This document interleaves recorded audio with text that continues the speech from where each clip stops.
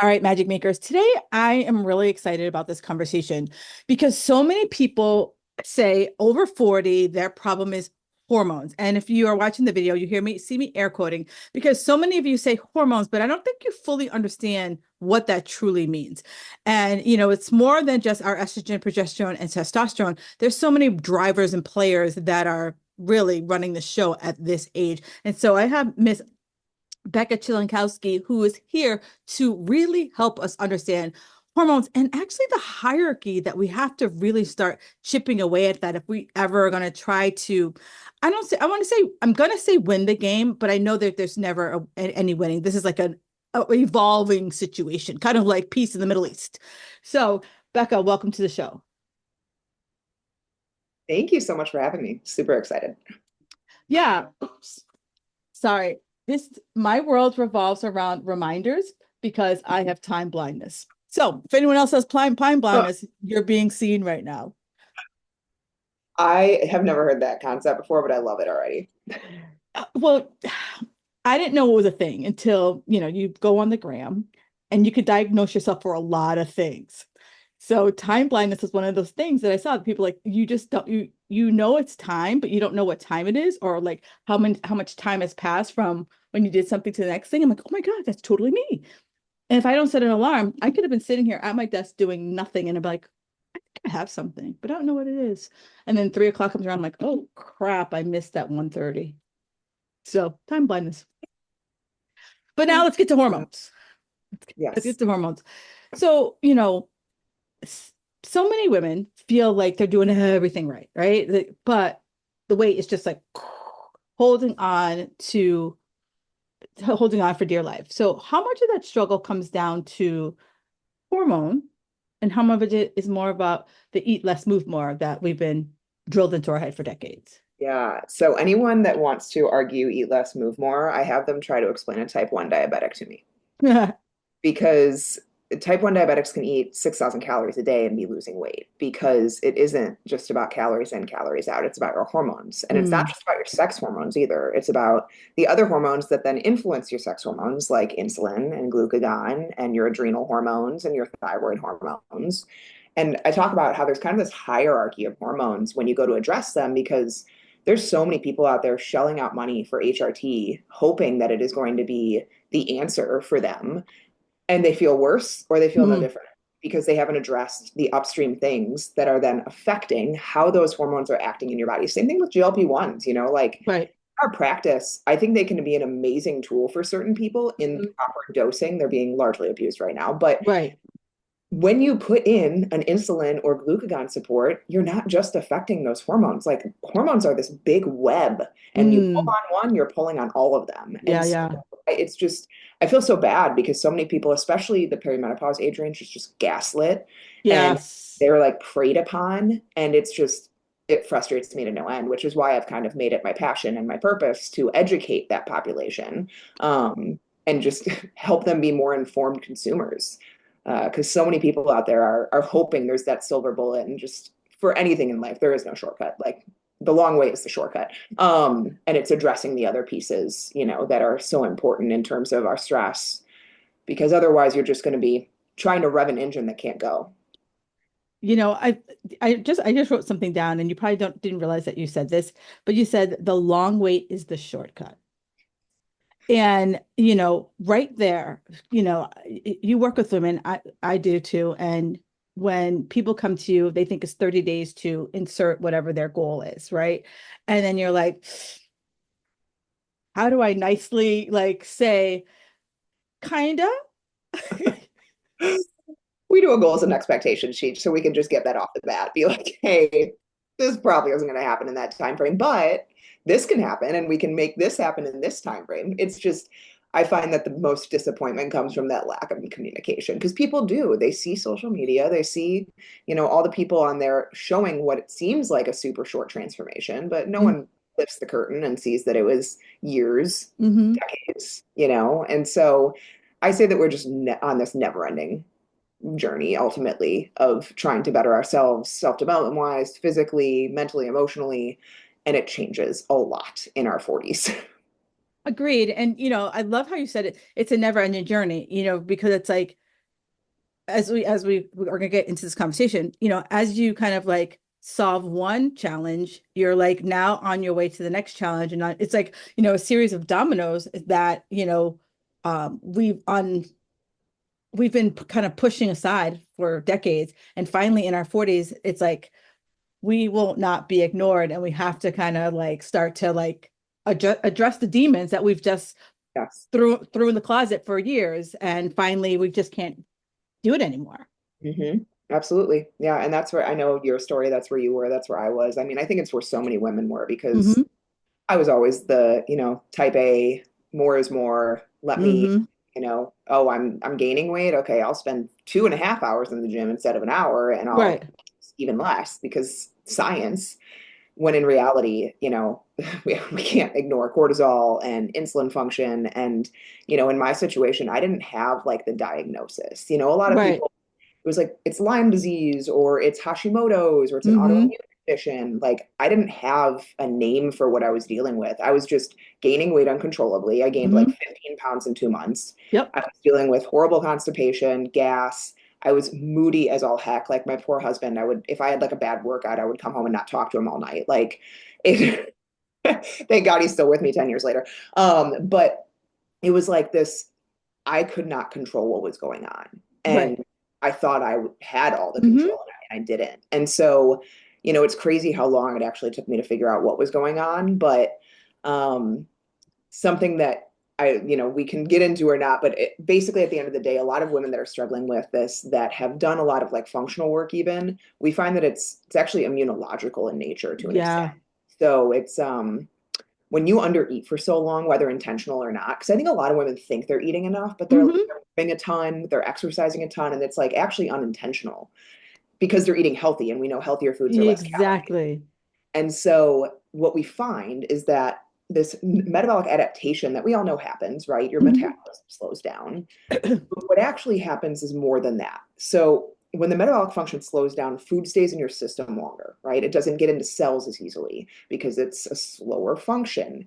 And that actually causes more oxidation, oxidative stress, inflammation buildup, which then irritates the immune cells. It irritates the gut. People get gut imbalances from that cortisol issue. People end up with creeping blood sugars. How many women Hmm. I've had come to me that like diet, exercise, do all the things, and their A1C is a 5.8?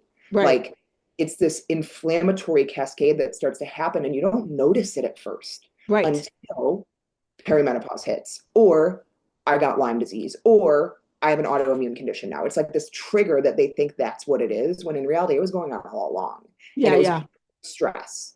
And so that was what was going on with me. Like, I didn't have a condition. Like, I Hmm. just had a body that was swollen from all Right. the stress from under eating, overtraining, probably not sleeping enough, putting way too much on my plate. And then you finally figure it out and you're like, oh my gosh, I have to slow down because there's Yes. no other way to fix this. Um, Yes. so yeah, it's been this crazy realization that we deal with a lot of pretty complex cases in our practice, and the perimenopause immunological piece is like something that a lot of people aren't seeing. And it's pretty intense dealing with it and, not having answers, which I didn't have at first.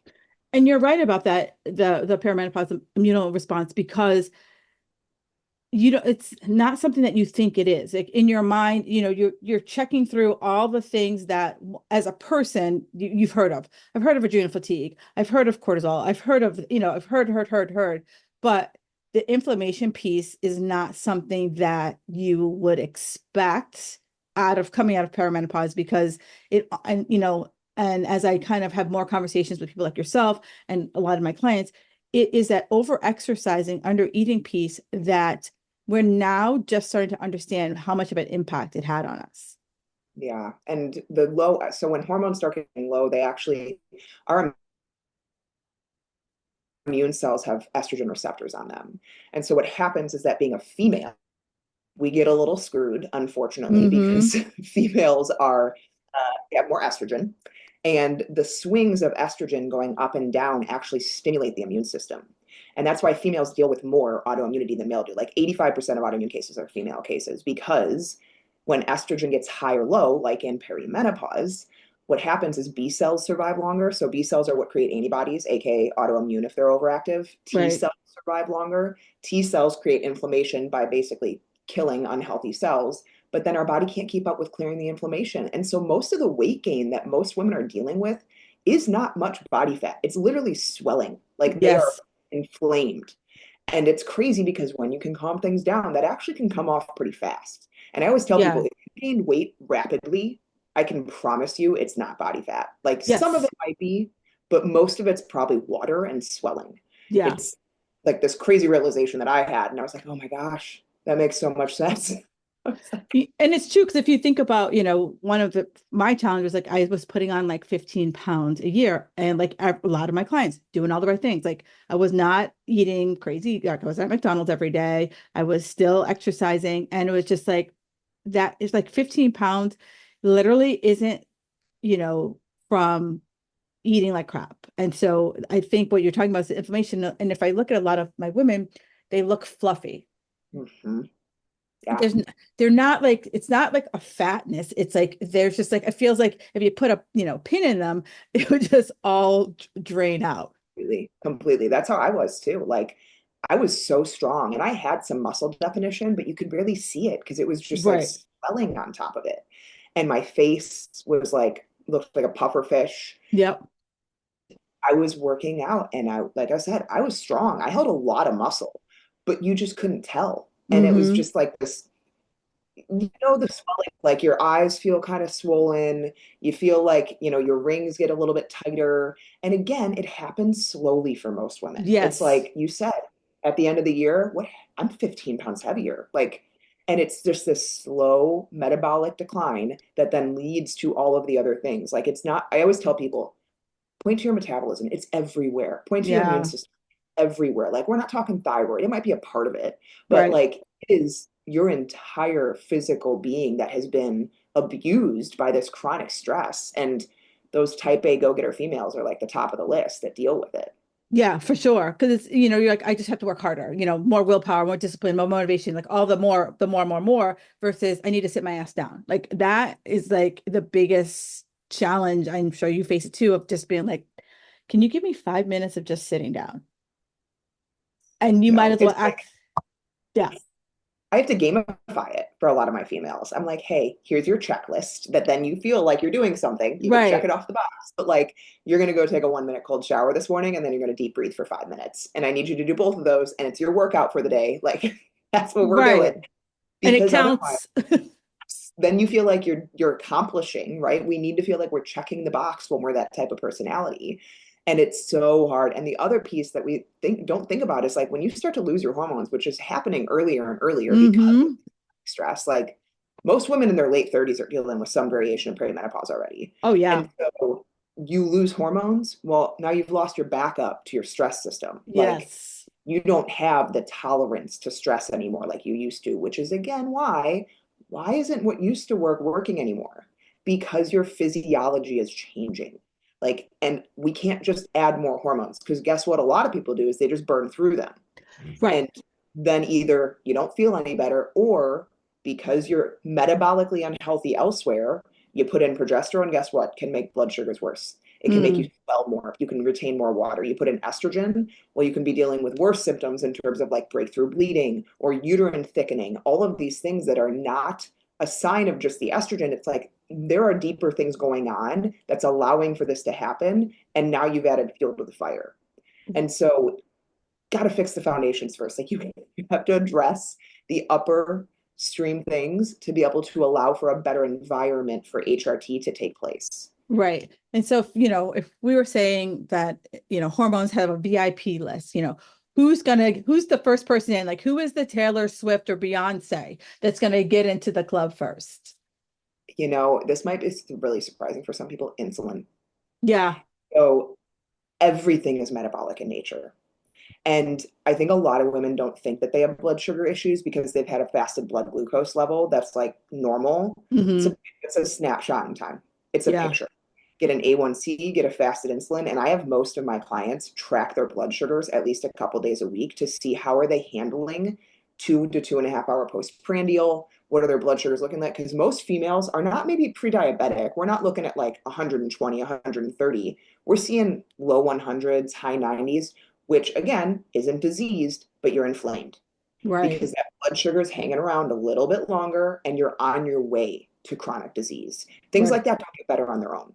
And Right. so they just seem to get worse. So insulin for me is like the number one because again, if we have cells that are unhealthy and inflamed, it doesn't matter what hormones you add, they're not going to hear it. Your Yeah. cells are like, I'm not letting glucose in, I'm not letting anything in. And Right. so you can take the HRT, you can take the adrenal glandular, you can take the thyroid medication, it's going to make it worse. And so I always say, like, metabolically, you have to be healthy before you go on this HRT, or at least Right. working your way there and have it be a tool alongside it. And so if someone's listening and they're like, it's me, I have the inflammation. What's one step that you would recommend that they would take to, Yeah, help, start to deflate? just one. Okay, I would, multiple. I was like, what's the most important? I think sleep. Ugh, I it's not my favorite because sleep is also multifaceted and it's a chicken and an egg with insulin with blood. yeah. So like sometimes blood sugar issues can drive sleep issues. But I always joke, I would rather someone sleep 8 hours a night and eat cheeseburgers than sleep 5 hours a night and eat salads. Yep. Like it is so pivotal in Yes. everything, and you will not get anywhere without sleep. And so Yes. if you aren't sleeping well, okay, we need, if you're in bed for 8 hours, but you're up for four of them, like we Hmm. need to discuss about what potentially could be going on driving that. Could be, you could need hormones, right? You could need progesterone to help. You could need GABA or glycine, or sleep is an experiment, honestly, with a lot of people because Yes. it has so many factors to it. But, do the due diligence, get sunlight in the morning, turn down lights at night, get it cool at night, get in bed at the same time every night. Sleeping before midnight counts as like double compared to sleeping after midnight in terms Yep. of restfulness. So there's a lot of things you can do before you go the supplement route, but we use a lot of times phosphatidylserine or like some type of cortisol clearing support to take before bed can help a lot of women in perimenopause because it can help stabilize blood sugars. Putting a snack before bed for some people can Yeah. help. So it really is a little bit of an experimentation, but sleep's number one. Two, I would say, is in the perimenopause timeframe. I don't think you have to remove carbs, but I think that you have to be smart. Yes. And I find that a lot of women, because as you lose hormones, you do start to get a little bit more insulin resistant. I find that doing more of a like keto green style, but you have to eat enough fat. Most women just go low carb and don't add fats in, and then they're just Yeah. low calorie. And so I'm like, track your food a couple days. Make sure that you're getting in adequate fats, like, 60 to 70% at least of your calories coming from fats for a little while, and see if it helps pull off some inflammation. See if it helps kind of Mm, with your energy stabilization, because we know fats support our adrenals and our hormones. yep. So I think most women probably just under eat because they think like, oh, I am low carb. And I'm like, where are you getting your calories then? Like, are you just Yeah. eating protein? Because that's not going to be helpful in terms of any type of energy source. So I typically go a little bit more high fat, lower carb, and your carbs are coming from fruits, vegetables, all the fiber rich things. And it's funny that you say that about the protein because I see a lot of people, that's starting to get, more accepted by women about the protein. But I also see the protein being more bars, protein cookies, protein, all the other bullshit protein foods versus I had chicken, I had eggs, I had beef, so what are your thoughts about the quality of the protein that you get? Like, I'm not anti-supplement. I know that you guys have busy, but if you're just trying to hit the number by stuffing in these faux protein things, then I would rather you not hit the number. You're also probably super gassy and bloated when you're doing that. Yeah. Like, it is just, those tend to have so much added fiber that's not easily digestible by the body too. And then we get it in the name. They're supplements. They should not be the main course. They should be supplemental, right? And so yeah, it can be kind of hard to get 120, 140 grams of protein from like straight chicken and beef and eggs. We get that. And so sure, you can supplement with a protein source. I typically try to go like a beef collagen or like beef isolate type protein, just because some people do not tolerate whey or dairy very Hmm. well. Um, Make sure that it's, like a very isolate form of whey if you're doing it. But I use them occasionally, what I actually love doing is I'll mix them in with like a Greek yogurt, or I'll mix Yeah. them with a chia pudding or something like that, to help bump up a little bit here and there. And I use them too. But again, it cannot be your main course, because also they're not as beneficial as an actual animal source of protein. Like they just aren't. Right. And there's just too many additives that end up for a lot of people causing a lot of GI irritation. So one of I the also things, don't trust the supplement industry. It's a wild, wild west. it is the wild, wild west, and it's like you got to kiss a lot of frogs before you find the prince of the supplement. Yeah. But you did talk about something that I feel like now that I'm going to mention it, you and I, it's going to pop up on our social media so much, cortisol, right? Like, back in the 90s, the villain was fat, then it was carbs. Now the villain is cortisol, right? So is, cortisol truly the evil witch that it is meant out, brought out to be? And does every single person like cortisol? It's running after me. Try living without cortisol. You'll die. Like Yep.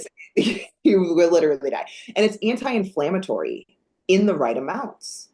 Cortisol is meant to give you the vibrant energy in the morning, right? But what women are doing, what are we doing? We're waking up.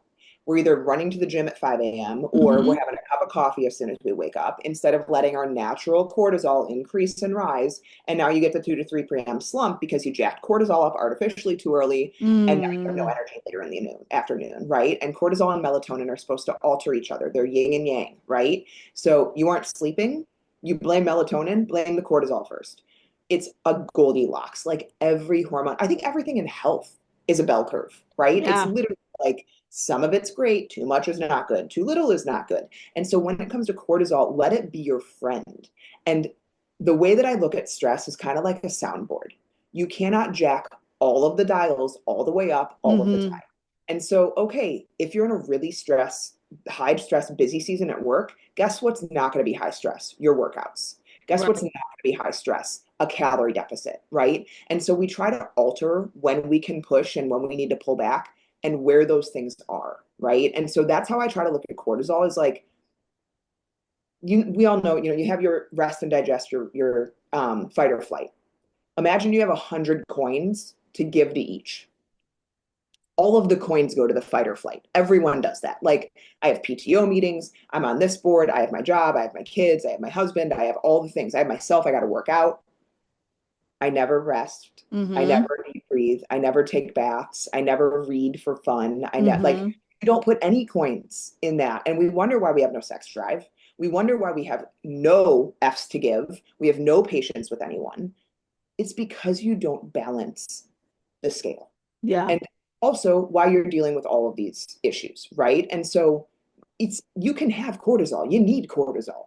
You just have to be very aware of your situation that you're in at the time and give and take a little bit. Like, you can't Mm. just keep piling things on your plate. You Yeah. can't. I think of the really strong sister from Encanto. Do you remember that song where she's like has all the stuff piling on her? That's what I think about with women in their 40s and 50s. Just keep adding things on. And it's like, you can't do it. You're going to get Right. caught.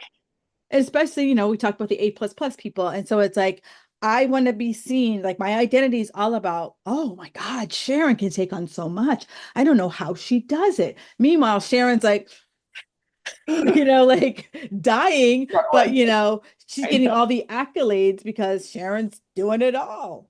Uh-huh. Yeah. Yeah. You will until you crash and burn. Right. Because And everyone it's does. and it's sad that, I had a burnout person on the podcast, and it's sad that, from the outside, you and I as coaches were like, yeah, Sharon's gonna hit that wall. Oh, I'm gonna give her about a month, and then that's when it's gonna come. And you kind of like, and for those people who are the Sharons, they need to hit the wall. Like I can't tell you the wall's coming because you're gonna be like, you don't know, Yeah. and you just have to wait. Yeah. Yeah. And you look for symptoms too. I always tell people the biofeedback your body gives is such a gift if you listen to it.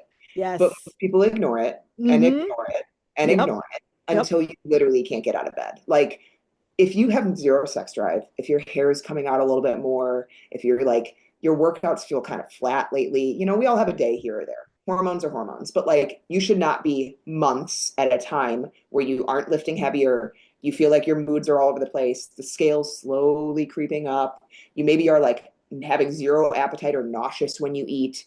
You have your skin's drying out. Like all of these things are indications from your body that it ain't doing good. Right. And so you need to listen to it. And if you aren't sure how to listen to it, find someone to help you. Like the time that I wasted trying to figure things out on my own, Oh, seen it. And people are always like, oh, it's just so expensive. And I'm like, think about the time lost. Think about the mm-hmm. money lost. Because that's what I didn't consider. I just considered like the price tag on things. And I was like, oh, I can't afford that. You know what I couldn't afford?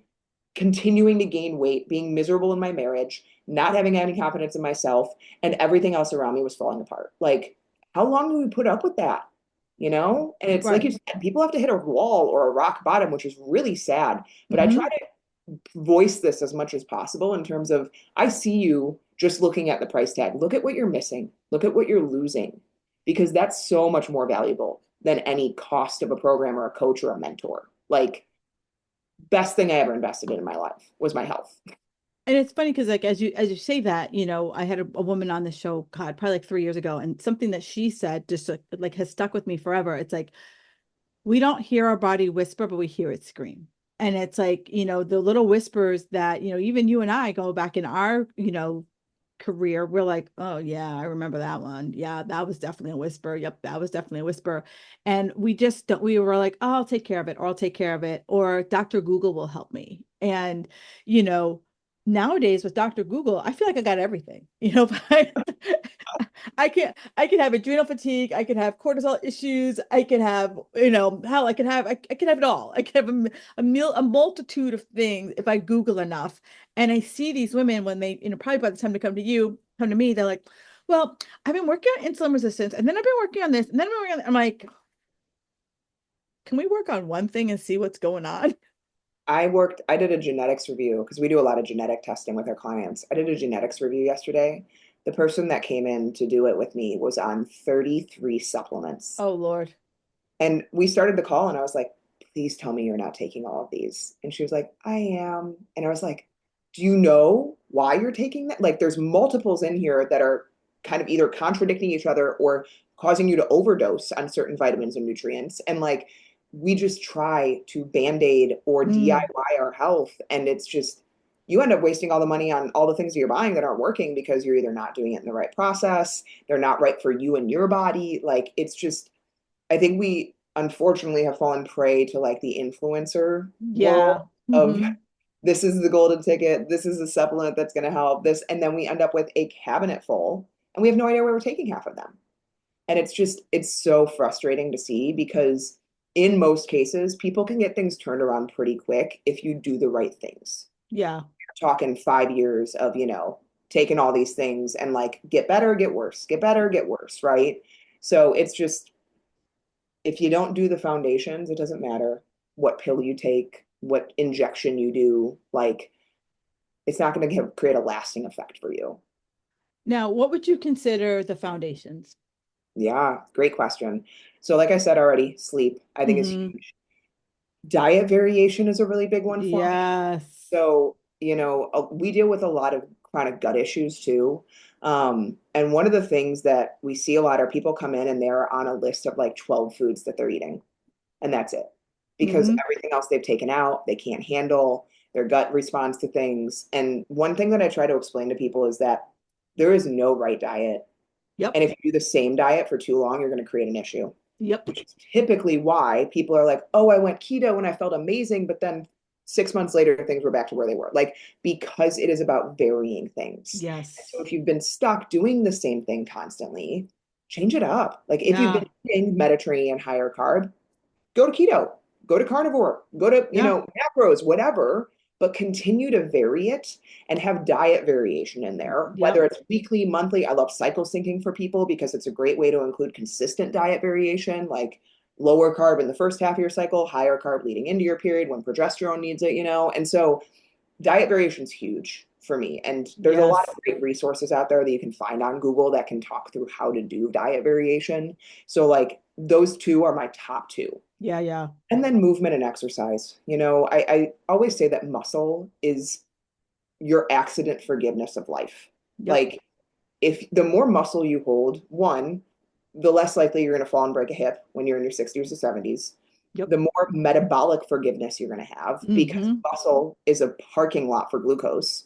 And so your liver can handle some glucose, but if you don't have a ton of muscle to hold the extra glucose that you consume, it's going to fat and you're dealing with high blood sugars all the time. And so muscle tissue also, gives everyone the lean toned look that we want, right? So muscle tissue and lifting heavy weight Mm. is like preventing of osteoporosis, helpful with aging better, and it helps people look how they want to look. Right. So those top three are like it. And then manage your stress, what we've been talking about. I think if people ate adequately and varied their diet, they got good sleep, they exercised consistently, and they were just aware of their stress, people's lives would be a lot easier. Yeah. A I, lot easier. the what you just said, nail on the head, is that stress awareness. Some people are like, oh, this is just how my life is. And you're like, is it? Is it? Maybe you created that? You're right, and it's, some people are, that's what gives them like purpose, is that they're the center of it all, or, maybe you just always had chaos in your life, and when it's calm, you don't know what that feels like. It's terrifying. Yeah. So this is something that I've been diving into a lot more recently. It's called anhedonia, and it's Hmm. basically dopamine numbness. And so No. because people live their life on 120 miles per hour for so long, their body gets really used to a really high level of dopamine. Yep. And so when they finally start to slow down, you feel like death for a while Mm. because you're getting back to a normal level of dopamine, but to your body, it feels like you have none. And so I warn people, like when we start slowing down, you might go through a period of feeling worse. Yeah. Because your body is finally, I give the analogy too of like running a marathon. Your body's going to figure out how to get you through it. But on the back end of it, you're probably going to have aches and pains. You're probably going to be exhausted for weeks afterwards because of how much you have revved the adrenal, Yeah. Yeah. thyroid, Yeah. all of these systems in the body that are now finally able to calm down. And it's like, we know what adrenaline will help us get through, but on the other side of it, you feel all the little, anyone ever like broken something in a really high stress situation, you didn't even feel it, but then 2 days later, you can't walk, right? It's Right. like the body gets you through things because it has to. But when Right. you finally allow it to slow down, you might not feel better right away. And that's okay. It's part of the process, but it's because your body's basically having to adjust all of its receptors and how it experiences dopamine, because we know how dopamine makes us feel, right? It is really hard, but that's something that I've been seeing with a lot of people and something that I warn people on too, of like, it gets worse before it gets better sometimes. Not always, but in a lot of these cases where females have done everything all the time, you've dumbed out some of those dopamine receptors. You've created an addict, basically. Oh God, yeah. What addicts go through. Right. It's kind of one of the reasons why people are addicted to the scrolling. Like, it's like I can keep here and I can get these like little mini hits. And, it's hard for me to not want that hit. Yeah. Yeah. It's we have too much of it today. There's too many Too. instant gratification things today. Yeah. It's it's a real problem. And we're seeing that, right? Like the rates of ADHD and all of the kids that can't hold a conversation and mental emotional disorders on a rise. Like the comparison game is so real out Oh, there. oh. And For parents today, like raising kids, I am like, I pray for you because there's one, just a distraction nowadays, like distraction for us was go to your room and read a book. Like that was distraction. But now it's like, the comparison that like all the things that people have, and you're just like, oh, I know I have a 6 and a 3-year-old, and I'm like kind of terrified in the world they're going to grow up in. And it's you can only protect them so much. You can only keep right, away from them so much. Like it surrounds them. And so the all I can do is like, okay, every night of the week we're going to be in gymnastics, we're going to be in soccer, we're going to get you out of the house. get you away from screens so that I can actually have you move in the summertime. Thank God I live on a great block. The kids are like out the door at 9 a.m., don't come back until 5. And I just Yeah. on the porch and make sure they're okay. Like, because it is an uphill battle as a parent nowadays Yes. of trying to raise your kids right, and Right. every right is different for everyone. I don't want to like shame anyone, No, no, but no, you're right. Like, because it's like this is what we do as a family, but then, their friends are like they do other things, and you're just like you're constantly in this like, good Lord, like, am I, I'm damned if I do, I'm damned if I don't. exactly. Exactly.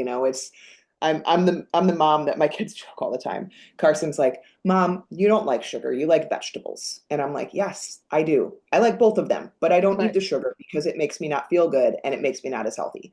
And so Right. like I also don't want to create food fears with my kids and like Yeah. eating disorders, but I don't want to leave them misinformed. Yeah. No, it's not okay to eat a Kit Kat at 7 a.m. today. Like, we're not doing that. We're gonna go have, I honestly, I give my kids protein bars sometimes or protein shakes because it's a way to get kind of like a little Right. bit better of an option than, the sugar-laden granola bars that most kids eat or whatever it might be. And so Right. you got to just find what works for you as a parent, but it is hard. It is so hard. Just try to be the example. That's what I tell myself. It's hard to be the example because like then you become that mom, right? So like you're sitting around at soccer or all the things, and they're like, oh, there's Becca.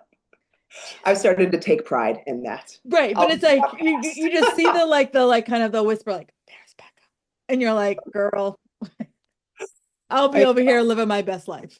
Exactly. That's how I've been. Like, I've done so many things in this past year that I'm just like, screw the world. I'm gonna do what makes me happy. And I am happier now. And like my husband's even like, "Are you okay?" I got hair extensions this past year for the first time ever, which I've never done before. And they instant gratification, like so much happier. But there's the judgment of like it's fake.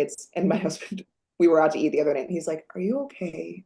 I feel like you've been doing a lot of like changes lately." And I was like, "I am more than okay. I am so happy. I'm living my best life. I'm healthy. I'm working out. I'm eating well, even if it's not what everyone else says. I'm just going to keep doing me." And it is hard because you do have to keep blinders on in a lot Hmm. of things in life and not, stay off social media sometimes, not go to the get togethers that, in a lot of situations are like fake friends and all of those. I always say, I only have a small list of friends, but Yes. what I need. Yes. They support me when I'm losing or winning. Right. Like, They're the friends you could show up with a dead body and a shovel, and they're like, I'm getting in the car. let's go. I don't know I'll why, but you probably had a good reason. just probably all I gotta do is put on a bra, or do I need to put on a bra? Let me know. Hopefully not. Right. You're like, okay, let's get in the car and we'll talk about why this is happening right now. It's so true because there's what life's just too short. It is. It's too It's short. way too short. Way too short. Yeah. And so as we're talking, some of the people are listening and like, okay, we've talked about, you kind of talked a little bit about HRT. And Mhm. so most people, you're either told, oh my God, it's gonna give you cancer, or oh my God, it's the best thing since sliced bread. Is HRT this like overnight fix? Mm. I think in some cases it can be for certain symptoms. And it's very clear in research, unfortunately, that when you lose hormones, your health declines. Mm, Cardiovascular health, cognitive health, metabolic health, like it is very clear. And there have been some really screwy studies that have happened, the WHI, like all of these things that have damned estrogen therapy for women, which I think is such a disservice. I think I saw a statistic a couple weeks ago. I believe only 5% of women are on HRT, oh wow. which is just heartbreaking, to be honest. And I know that the first half of this podcast, I talked about how it's not a silver bullet. I do support it though, in nearly every case, in some way, shape, or form, Yes. because you deserve your mind back, your energy back, your honestly sanity back, your relationship back. And in a lot of cases, you're not getting that from a holistic method. Right. You can create a great environment for HRT to thrive in it. You need to also pick the right type of HRT. And that Mm, is another area that I kind of feel very passionately about just because right. of clinically what I've seen people coming in that have been on super high dose pellets or, have been on jacked up progesterone that's like 300 to 400 milligrams and all of these Right. things, which then more is not more. Right. You know, Right. you don't need to just come in with a hammer on hormones. We don't need to have levels like we did in our, teens and 20s. And so I think that it can be extremely helpful. And I'm already, I'm 37. I'm already on progesterone. Like, Mm-hmm. because my cycle started shortening a little bit, Yep. I have a history of overtraining, undereating, high stress. My body doesn't handle stress as well. A tiny bit of progesterone has helped my cycles lengthen out again. They've helped them improve in terms of PMS and bleed. Like, I didn't take a ton, Right. but the sooner you get on it, research shows the better the outcome. Yes, for sure. I don't think women should have to lose a cycle before going on HRT. Right. And I So, feel that what you're saying is, if I was a 35-year-old woman and exactly what you said, I have a history of overtraining, my period is starting to get a little wonky, and I went to my doctor and I said, I think I should start on progesterone. What would 9 times out of 10, your doctor would be like, you're too no, you're too young. young. You still have a period. Hmm. And honestly, in most cases, it's getting better. But in a lot of cases, they won't even give it in menopause. They Yeah, just give estrogen. They give unopposed estrogen, which, okay, you want to talk about influencing cancer cells. It can if you don't have opposing progesterone to help. what, And so estrogen doesn't cause cancer, it influences it. right. And again, we're looking at the terrain, right? What is the terrain of the body? Are you metabolically unhealthy? Are you stressed out? Do you have an environment that cancer is going to thrive in? Then we need to talk about that first before we put ourselves on estrogen. It's Right, not, it's not going to cause cancer, but if you have an unhealthy environment, there is a higher chance that it right. could influence it, right? And so we never put estrogen in without progesterone. I typically always put progesterone in first Right. and always start low because you can always increase. Yes. And as you were saying, I think most women don't realize that hormone therapy is a guessing game, right? Because it's like it's a snapshot. Like, if I take a blood test, it's always a snapshot in time. So today everything could be great. Tomorrow, not so much. The next day, I could still be in a trough, and then I'm back up to the top. So it all depends on how wonky my hormones are.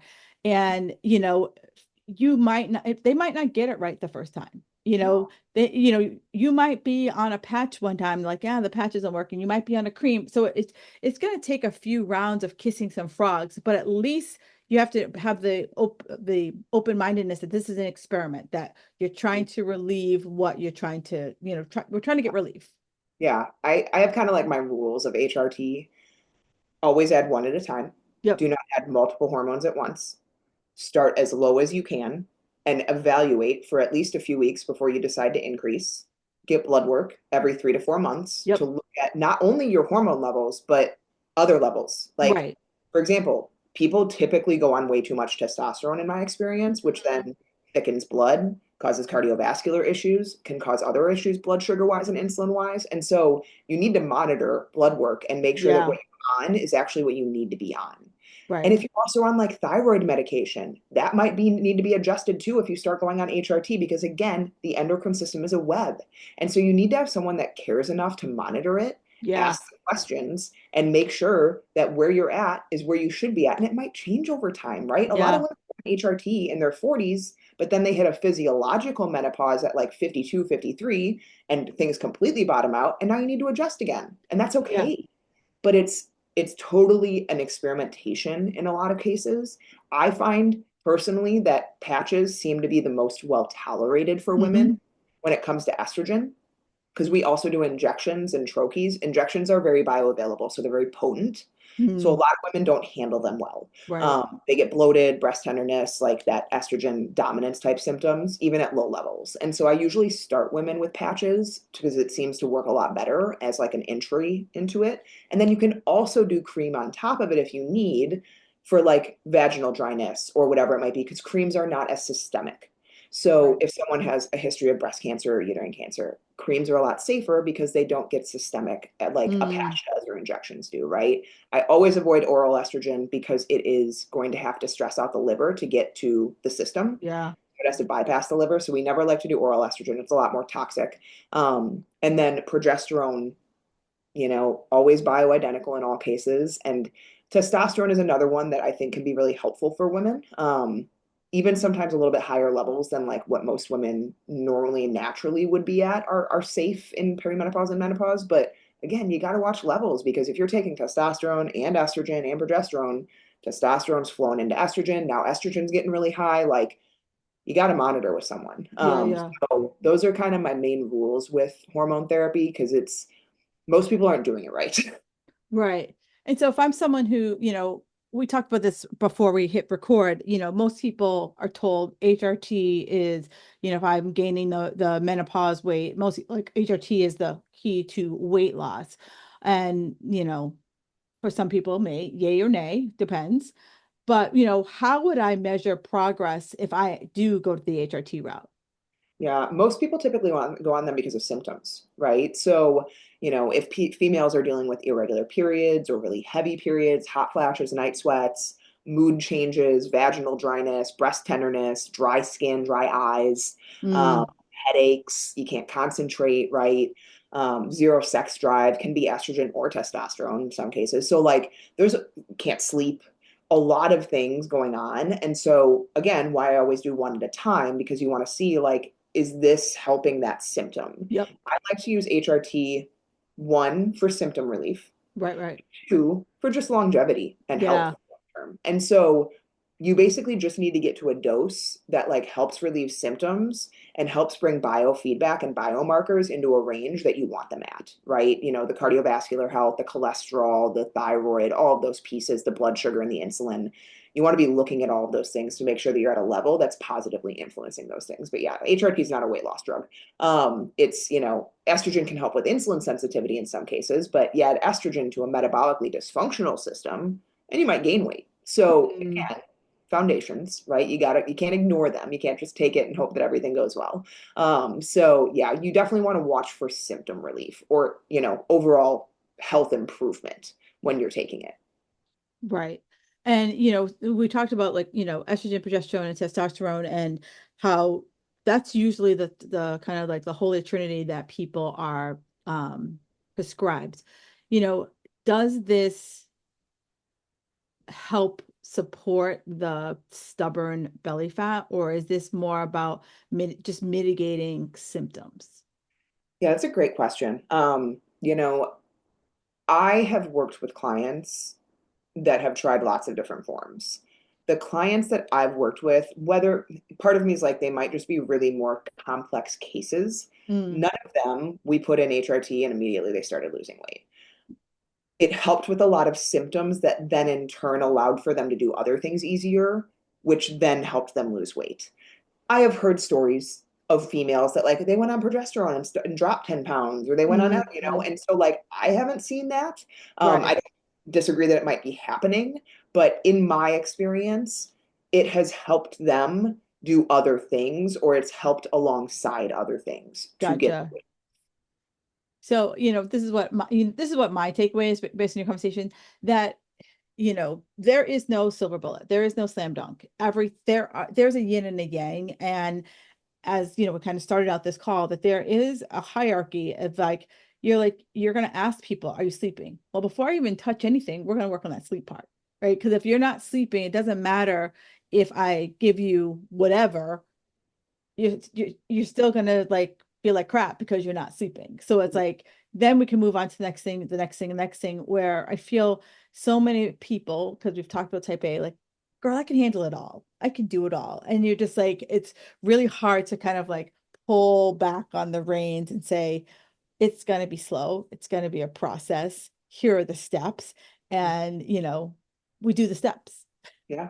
Yeah, absolutely. I always say, right, like that metabolic health, that insulin, the blood sugars, top of the tier. Then you got to talk about adrenal function. Then you look at thyroid, then we talk sex hormones. Like Yep. those are, and when I'm looking either testing on blood work, looking at health history, looking at symptoms, that's kind of the order of importance. And you can sometimes have your hand in multiple pieces at once. Like you don't have to wait until thyroid is perfect to add in sex hormone, right? But like you can't just add in sex hormones when you're sleeping 4 hours a night or you have zero cortisol or whatever else upstream is a disaster. Mm, And so that's kind of how I look at that hierarchy and that order of importance and those pieces that have to be part of that foundation, the sleep, the exercise, the stress management. I would say, not that I feel like I should have to say it, but I'm going to, is hydration. I think most people oh are like yeah. chronically dehydrated. Oh, for um, sure. and so, those foundational pieces are never not going to matter. Mm, They're, people don't talk about them because they're not sexy and they're Right, not right, fun to talk about, but like they still matter. You still have to do them. right, So, I try to explain it in that sense of think about your hierarchy. Are things in line, right, right? Or are you trying to do too much with that, sexy sex hormone stuff, and we're not doing the other pieces that are far more important? right. And I'm going to ask you this one last question. So you talked about adrenal, and one of the big kind of like buzzwords for a while was adrenal fatigue. And then you have one camp that's like, ah, that's a buzzword, and then you have one camp that's like, no, that's for real. Mm-hmm. I've So gone back and forth, you yeah, know, and like it's a functional thing. If you go and ask a conventional doctor about adrenal fatigue, they're going to say it doesn't exist. Um, I see insensitivity to mm, cortisol is what I see. Again, it's the boy who cried wolf, right? yeah, You have, one cup of coffee, you're feeling great. You have two, maybe feel a little bit better. You have three, you don't experience it anymore, right? You have right, some cortisol, you feel great. You have a little bit more. That's like that, you're still in that acute type phase of high cortisol. You feel like you can handle everything in that phase. Too much of it, your cells are going to turn down the sensitivity to it. They're going to turn down the volume. And cortisol might still be up here. Your body just doesn't experience it like that anymore. It can't hear it like that because it's unhealthy for it. And so I see in a lot of cases, not I do see bottomed out cortisol. There are times where I'll get a yeah, Dutch back or I'll look at, blood work, and we do have completely bottomed out cortisol. And that person is in a complete depleted state of adrenal function, but you can regenerate that. Like that's yeah, not it's not a chronic condition unless you allow it to be. So whether you call it adrenal fatigue, whether you call it cortisol insensitivity, whether you call it, bottomed out adrenal function, like they're all the same thing. But they are a state of being that does not have to be your chronic state if you do something about it. So same thing with hypothyroidism. mm, I have someone that's like, I've been hypothyroid since 1996. And I'm like, I'm sorry. No, no, you haven't. You were in a hypothyroid state that we never actually fully resolved. And now you've probably burned out your thyroid function and now you might be mm, hypothyroid. But all of these things we hold on to those diagnoses, those names, because it allows us to probably feel like I have an answer for why I feel like this versus I need to take responsibility and do something about why I feel like this. So, I have some controversial opinions on some things, but I think adrenal fatigue it's a name for a situation that does exist. Whether right, you want to say adrenal fatigue is an actual medically recognized term, no, it isn't. But I think it exists. right. Yeah, I agreed because you're right. There's an if I ring the doorbell of danger enough, eventually it's gonna be like it's ding dong ditch, so I'm not gonna do anything. I don't want to answer the people that are trying to sell me something. Right, exactly. It's the people trying to sell you Cutco knives. Um, They are great knives. there are great knives. And it's funny, I have a friend who has Cutco knives and he lost one and he's like, he goes, these are in my doorbell like 20 years ago, like every 3 months. He's like, no one has rung my doorbell. And I was like, can't you just go online now? And he's like, it's not the same. Oh gosh. Yeah, I always my office window looks out to like our front walkway and I'm like, "Oh, okay, I'm not going to answer that." Right. You're like, I don't know you. You're not FedEx. So Absolutely, you're not my Amazon driver that comes 3 times a day. yeah, exactly. So no. So, Becca, I ask everyone one last question. What's one thing that makes you feel magical? Oh, that's such a great question, and that's so hard to answer. Yes. I was actually writing in my gratitude journal this morning. Um, I'm going to give two quick examples. One, when I Love wake it. my little babies up in the morning and they're Oh, like joy and smiles in the morning, there's nothing like it. Because that's what I wrote this morning in my gratitude journal. But two, helping women become more informed consumers of their life. yes. I don't like, Yes. I give so much on my Instagram and I'm in my DMs, I'm voice memoing people, like, tell me more about this, what's going on, like, truly because I want to help. Yes, Yeah. I charge people for a service because I can't be broke, but like, I really do just want to create more information for women to help them understand how to navigate life because it's hard out here for a woman. Like, there there's some crazy stuff that goes on with our bodies that Mm, unfortunately is not very well known. I think it's getting better, but being able to have that like aha moment for a female when I'm talking to them or helping them or, transforming of a life, it's the best feeling in the world. Yeah. It's funny. I've asked this for over 200 episodes and I never get the same answer. Everyone's I- happiness is different. and I would expect that after 200 I would get like a, some like overlapping, but everyone has been like, and it's really like cool that it's like, wow, I have yet to get a like repeat. Yeah. Yeah. No, I just love how different everyone is, which is again why I think work with someone because your individuality matters and a template ain't always going to be it for you, you know? Yeah. Oh, for sure, for sure. Template no longer works. And this has been such a great conversation. And I thank you so much for taking the time out to do this with me. And Magic Makers, really like, where can they find you on the socials? Yes, yes. You talked about Yeah. Instagram. Where can they find you? Super easy. I'm mainly on my Instagram, Okay. at the Hormone Queen. Oh, So super easy. My business partner and I actually, she's the poop queen because she does all digestion and constipation. oh my God. Is your partner, what's your Is partner's name? Liz. Okay. So you know what? She's going to be on the podcast too. Oh Yeah. my God. I didn't know that. We could have Yeah. had a double, we could have had a double date. Could have double dipped. I know. Yeah. So her and I are the queens. One of our clients actually was like, "You guys are the queens," and I'm like, "I'll take that name." Yep. So I'm on social media mainly. Fitmomlife.com is our website, and then we also have a podcast. So I'll have to reach out to you. The Health Revival Show. So we've been doing that. We're at like 800 something episodes. So yeah, lots of places you can find me, but I'm mainly on Instagram. Yeah. So, ladies, follow her, follow the Poop Queen because she's going to be on the show too. And if you've anything that sounded like, wow, this was like blew my mind, screenshot it, tag us both on the gram. We are givers. We want to make sure that you just are not like spinning your wheels and just following bullshit advice out there. All right, Magic Makers, enjoy the rest of your day, and I will talk to you next week.